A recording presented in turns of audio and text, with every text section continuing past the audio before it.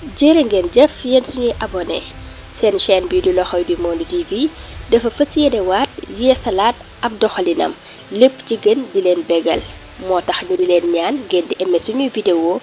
di ko commentaire waaye di ko partager ak seeni soppe ci commentaire yi nag lépp lu ngeen bëgg ñu yokk ko mbaa ñu wàññi mbaa ñu di ko defaraat ci suñu ay contenu ñu ngi leen di ñaan ngeen ñu ko bindal ndax ñun yéen lañu fi nekkal ngir di jaamu seeni soxla. asalaamaaleykum yéen amateuru L'Oreille du Monde TV yëpp man Thierno maa ngi leen di nuyu di leen ziar tey nag dama fas yéene indi leen ki nga xam ne mooy Serigne Saliou Gueye ci caw yi nga xam ni caw na ko ñii di sonko muy ki nga xam ni mooy Bougane Barthélémy Dias ak ki nga xam ne mooy Abdou Mbow dama bëgg ñu àndandoo ñu déglu Serigne Saliou Gueye ci teg bi mu leen teg seen place olof dafa am lu mu wax olof dafa ni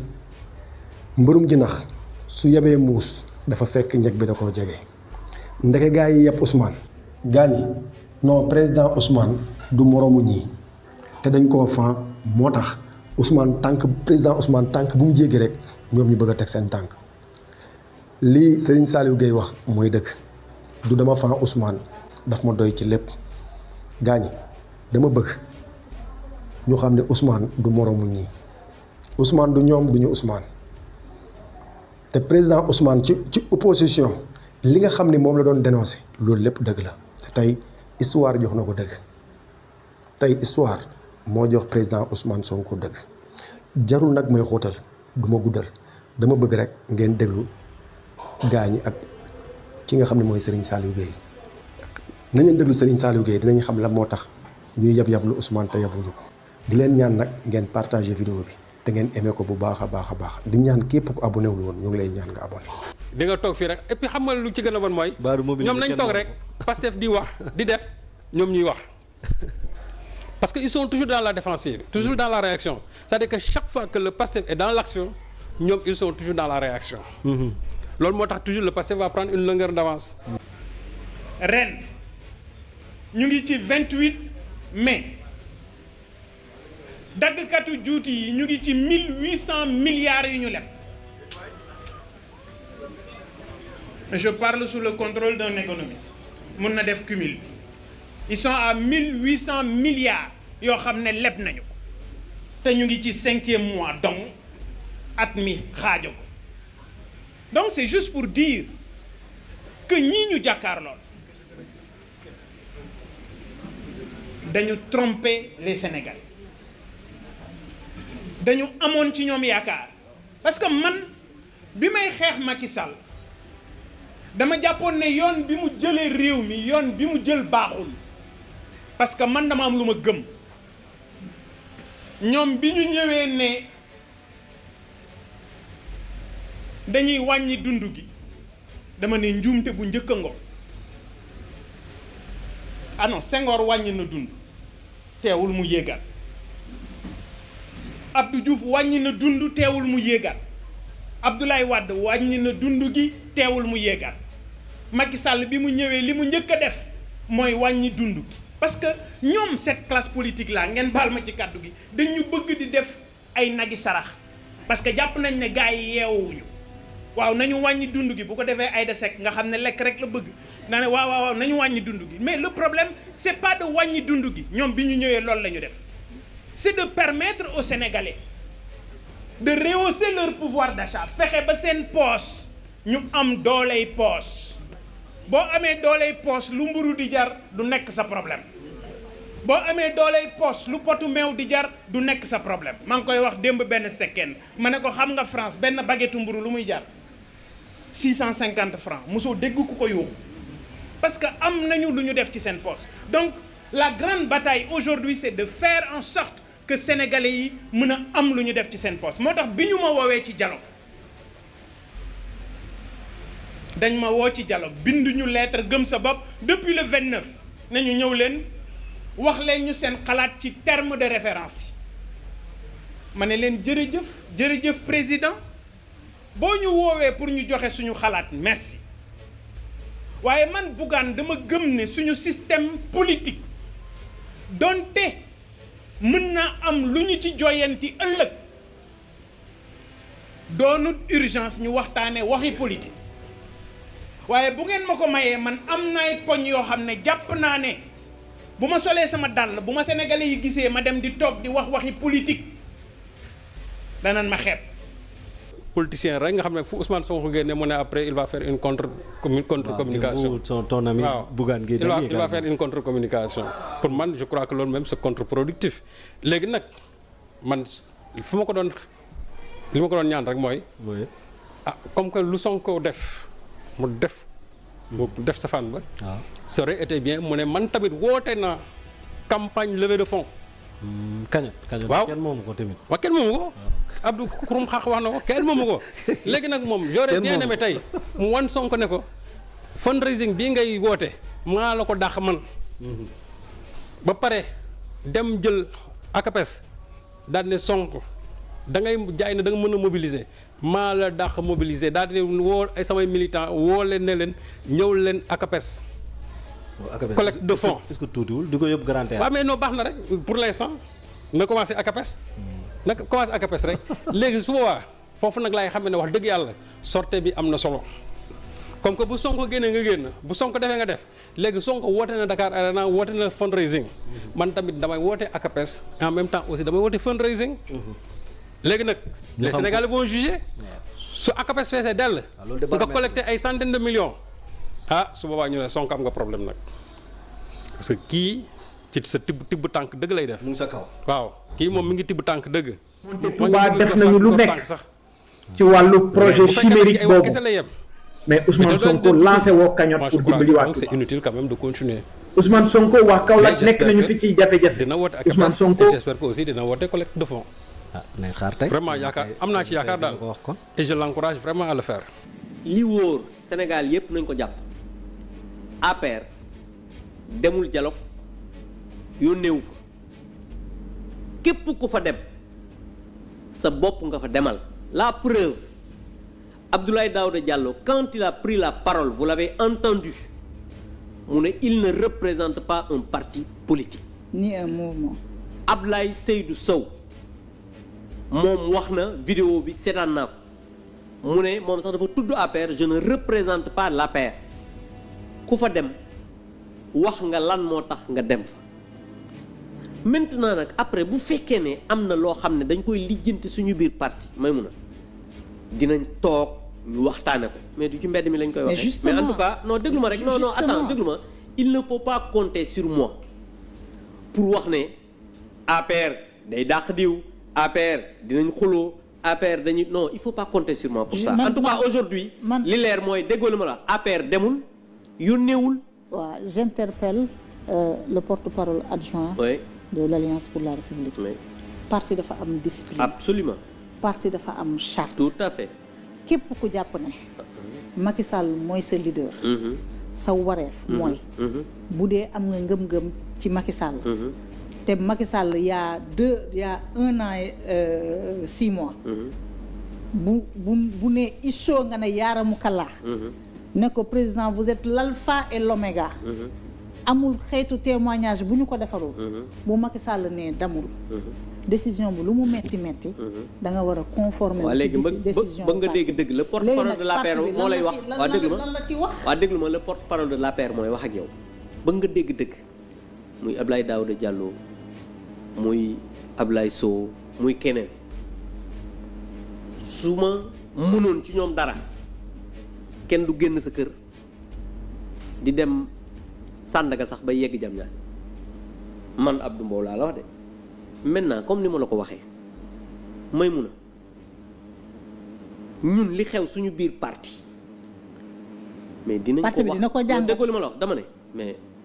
ak lu mënti xew parti bi da koy toog jàngat ko. waaw mais lii parti bi dina ko jàngat waaw déggoo li ma la wax lii ak leneen déglu ma lii ak leneen déglu ma lii ak leneen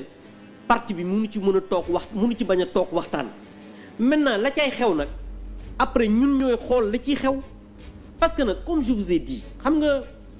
li doon garaaw gën a garaaw mooy ñu dem ñu ne APR lañ fi toogal su boobaa automatiquement man sama bopp maay signé communiqué li ñu wax du dëgg. mais il ne se met pas en marge du parti. non déggoo li ma la xam nga foofu yëpp egguñu fa l'APR demul dialogue l'APR yónneewul dialogue ku dem dialogue yow yaa fa demal sa bopp ci invitation bu ñu la invité maintenant la ca xam ne moo ca war a des ak li ci war a topp loolu parti bi moo koy lijjanti la preuve tey la parti bi réuniragul defagul dara su ma ñëwee fii di la wax leen ne la parti bi nii la wax c'est parce que mais xam nga ba ngeen wootee dialogue bu 2023 bi Pastef bi mu ne du dem je n'ai pas vu un seul membre de Pastef def dissidence dem ci dialogue bi waa léegi même des alliés de Pastef à part Yewwi Askan Wi ak Moussa Tine à part Khalifa Sall et Moussa Tine, Barthélémy Dias qui ont pris les responsabilités pour y aller 3/4 des alliés de Pastef n'ont pas pris part li ma la mën a xamal dafa am loo xam ne dama koy arrêté mooy ñun duñu Pastef te yàlla bu ñu mel ne Pastef donc vraiment waaw yàlla bu ñu mel ne Pastef yàlla tere non bëgg nañ jël ma ne yàlla bu ñu mel ne Pastef te bugguma sax nga ñuy dendaleeg Pastef duñu ñoom te duñu ñun te yàlla bu ñu mel ne ñoom ma ne yàlla bu ñu mel ne Pastef majorité présidentielle non ma ne yàlla bu ñu mel ne Pastef waaw loolu kay mais lan ngay bañ ci nekk la moo am ci Pastef bëgg bañ a mel ne ñoom bëgg bañ a mel ne ñoom ñoo xamante ni lu ñu wax duñ ko def yàlla bu ñu mel ne ñoom un parti né en 2014 qui prend le pouvoir ma ne ñoom def nañ 10 ans pour jël pouvoir waaye yéen 3 ans ñu bu fàtte ne ñetti at la ñu def waaw ñoom lu ñu def rek defaat la waaw lu ñu def rek defaat la te ñoom fi mu toll nii gars yi nee nañ mos dem la ñuy def xam nga ñoom eggaguñu fi ñu yegg donc vraiment yàlla bu ñu mel ne Pastef daal waaw xam nga président Macky Sall d'abord man damay naxarlu son irresponsabilité parce que voilà un président bu génn il y a de cela 6 mois ci réew mi ba pare di xeexaat réewam parce que attitude bi mu nga xam moom la am ba mu nekk ci biti ba léegi en fait il fait tout aujourd'hui pour ñi ko fi wuutu bu ñu réussir li nga xamante ne mission bi leen Sénégalais yi confié ñi fi ñëw dañu def état des lieux woo des techniciens du ministère de l'économie et des finances mu nekk benn code bu ñuy wax IGF ñu am benn liggéey bu mucc ay bu ñu def ñu am luñ ci gis lépp loo xam ne dafa nekkoon ay chiffres ñoom yu ñu fi bàyyi muy que ça soit la dette au niveau de l'inflation déficit budgétaire liñ ci wax dara du ci dëgg lépp dañ ko maquiller effectivement loolu c'est des fonctionnaires assermentés de l'État ñoom ñoo génn wax loolu waa FMI xam nga FMI aussi ñoom su fekkoon ne dañoon sukkandiku ci ay wax nii rek dégradé note bi parce que ñoom aussi am nañ ci après lu leen leer que ne en réalité les chiffres ont été maquillés loolu moo tax ñu dégradé c'est le Sénégal d'un notch li ñu naan d'un cran waa léegi loolu cela étant Macky Sall moom toog ca biti taxaw di wax ne moom les clignotants étaient au vert les indicateurs étaient au vert waaw jibi man xam nga man ku ma gis moom macha allah damaa ñuul kuk tey boo ñëwoon nga xëpp ma poudre bu weex ba ma weex tal jibi terewul xool ba léegi maa ngi ñuul kuk parce que bu ndox mi ñëwee rek sama couleur dellusiwaat loolu da dëgg Macky nag moom bu fekkee ne daa yore potu peinture bu verte peinture su ko neexee mais la réalité est là avec la tête dure te du fi jógee moom xam na ne li mu fi bàyyi ak li nga xamante ne moom li mu fi déclaré ak li mu fi bàyyi xam na ne wutee na yow chef d'état nga ne da ngay contredire waaye joxe lay chiffres ñoom dañ ne leen yow le pourcentage le ratio de la dette par rapport au PIB pourcentage bi 84% la de 76%. mais weddi ko ñu ne la dette au lieu de 13 000 milliards ñu ne la dem na ba quasiment booru 18 000 milliards mais weddi ko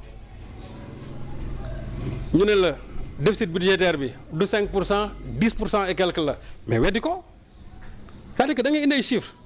moom mi nga xam ne jëwri ñi fi bàyyi woon ñu yoroon koom-koomu réew mi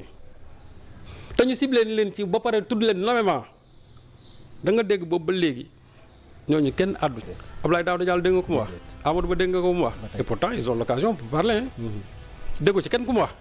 même kàngam APR yi sax amoo kenn ku ci wax Abdou Mbow ba doon wax sax da doon justifier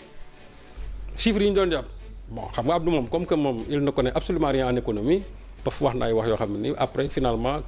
moom rek moo comprendre la mu wax mais boo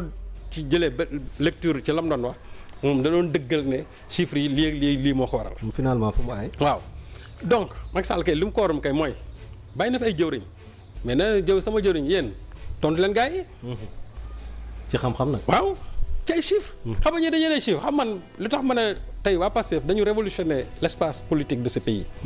dañ leen indi ci benn débat bu utile mooy un débat de chiffres c'est-à-dire sur l'économie mais nit ñi ba léegi ils ne veulent pas se départir toujours de la politique politicienne. ba léegi comme mooy genre débat yi moom Ibrahima Kane di wax bon dañuy bëgg a maquiller dañuy kii et cetera non y a un débat technique financier boo xamee ni actuellement moom lañ teg sur la place publique. ñoom nañ ci wax man j'aurais aimé ñu génn ñoom l'ancien régime ñu ne déedéet nous contestons les chiffres ba pare indi des réponses techniques indi des chiffres teg Sénégal ay balancé. ñu xool. mais nag taxaw ne dama fi bàyyi woon ay kii. waaw mais yow yaa ngi fi bàyyi nga ne les indicateurs étaient au vert boo jëlee rek IDH bi indice de développement humain bi benn rek boo ko jëlee Sénégal 169e pays sur 192 nous faisons partie des 23 pays les plus pauvres du monde. loolu nga ñu fi bàyyi la. taux de pauvreté dem ba presque 37%. taux de chômage kenn mënu la wax nu mu toll. waa indicateurs yooyu yëpp nga bàyyi ko fi yow nga bëgg a taxaw nga ne réew mi ba pare nga bàyyi ñu fi dette bu toll noonu. te Macky Sall quand il accède au pouvoir mais la dette faisait 2756 milliards en 2011. moom bi mu ñëwee rek presque dem na ba 3000 et presque 50 milliards. aujourd'hui bi mu fiy jógee gis nga li mu fi bàyyi la dette aujourd'hui a presque atteint 18000 milliards waaw yow nga bàyyi fi lu toll noonu nga ne wéy c'était pour financer le développement mooy très bien. mais le financement n'était pas prioritaire. te moo tax ma ne je crois que Ousmane Sonko il faut que les gens vraiment il faut nit ñi gëstuwaat bu baax ci Ousmane Sonko. parce que gis nga ce qui est arrivé aujourd'hui Djibi li xew nii Ousmane Sonko avait cette vision prophétique depuis 2016 xam man quand je parle souvent les gens pensent que damay wax di faral Sonko mais gis na li may wax dama koy teg ci lu leer. dama lire benn interview bu mu defoon en 2016. lu mu ci waxoon. mu defal ko waa Walfadjri Georges Nesta ak je crois Adama Coulibaly. bi ñu ko posé question sur le PSE. xam lu mu leen wax. lan la leen wax. mooy leen à la fin ce sera le plan Sénégal endettement. parce que dana leen loolu c'était en 2016 Djibi. 2016 oui. 2 ans d'existence du PSE mu ne leen à la fin mu ne leen di ngeen ma waxoon ne li ma leen di wax mooy ce sera le plan Sénégal endettement. boobu fu mu ko teg fu mu ko teg moo di benn mooy leen d'abord c'est pas un plan de développement c'est pas un plan pour l'émergence parce que mun loo plan pour émergence boo xamante ne ni 80% des projets seront exécutés par les étrangers. réew mi ñu mel ni cin bu baax fépp tàng ku ko wax ak ku ko waxul fépp tàng jër ba pare nag ñuy wax ay waxu pétrole dañu bëgg a gëm le ni que Sénégal ñëpp ngi gis seen bopp ci njiit yu fi ilif Sénégal ñuy woote ay croissance ak ay xeetu wax di ngeen xam ne ni ku toog di gëstu wax yooyu di ngeen xam ne ni wax yooyu du ay wax yu dëpp ak dëgg te ay wax yu tas yaakaar la moo tax du ma sax sore ci ay wax yu mel noonu parce que su ma leen laajoon yéen askan wi est-ce que gis ngeen ci seen bopp soxlu ngeen ni ma tontu est-ce que seen wajur gis ngeen ci seen bopp xam naa ni soxlu ngeen ni ma tontu est-ce que seen dëkkandoo yi est-ce que seen njaboot yi gis nañ ci seen bopp kon nag lu ñëpp a wax mooy dëgg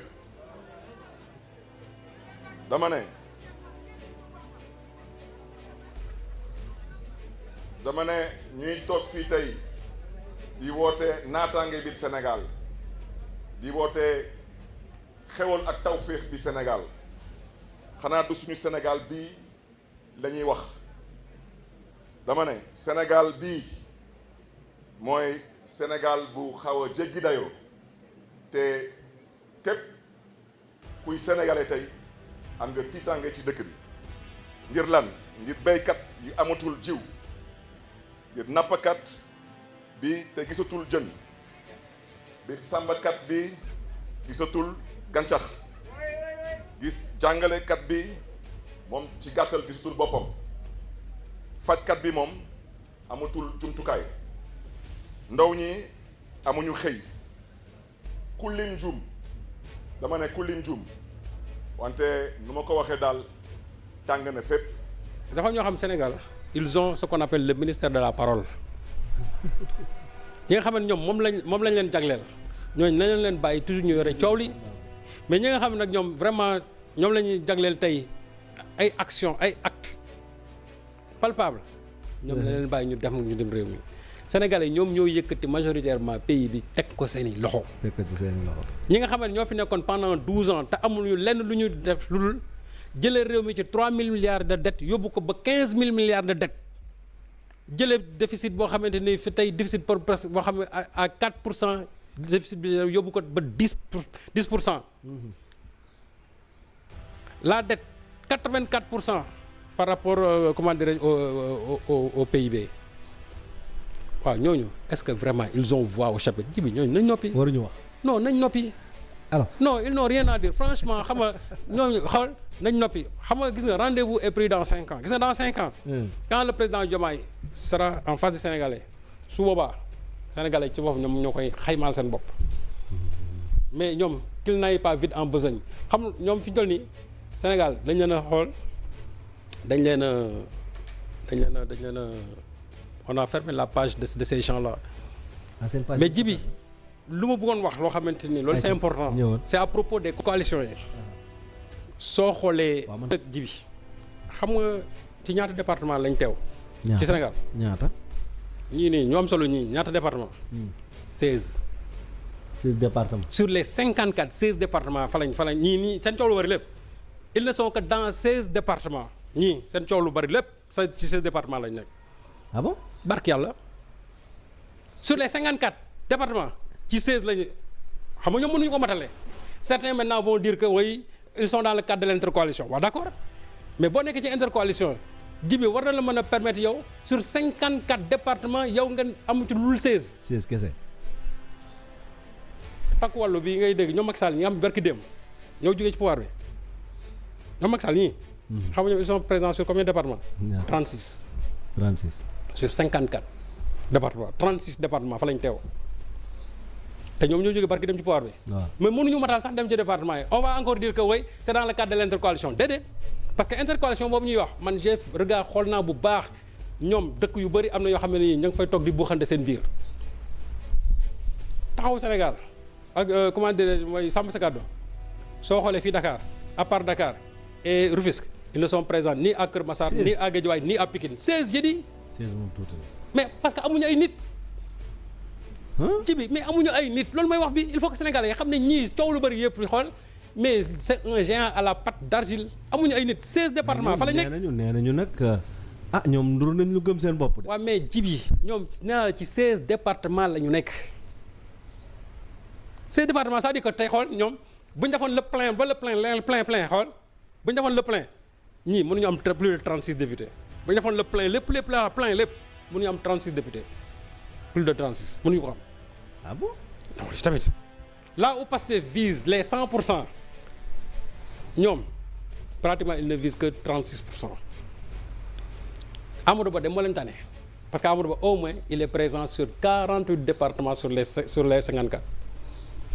Amadou Ba leen tane. gars yi temps yi ñu ngi tas rek de. waaw d'accord mais dama ne waaw mais c'est vrai loolu dinaa ci ñëw. mais au moins boo xoolee ci fi ñu teew ñoom Amadou Ba au moins sur les 54 départements 48 yi ñoom teew nañ fa. Amadou Ba xam nga nag maintenant les gens vont dire que oui c'est dans le cadre de l'intercoalition waaw déet ma d'accord mais xam nga loolu inconvénient bi mooy lan ji bi bu fekkente ne tey da nga nekk dans un cadre de intercoalition mais yow jàppal ne ñi nga xamante ne ñoom ci liste bi la ñuy voter avantage bi ñuy am mooy dafay répercuter ñoom seen quotient électoral sur la liste proportionnelle moo tax ma ne waa sàmm sa kàddu ñoom seen wàllu bopp coow lee fi nekk rek jibi man de ñaanoon ma leen xool ñu invalider seen liste déedéet Barth moom day dem mais seen liste moom ñaan naa xool liste bi moom des fi et les Sénégalais verront que en réalité ils ne pèsent pas le poids d'un atome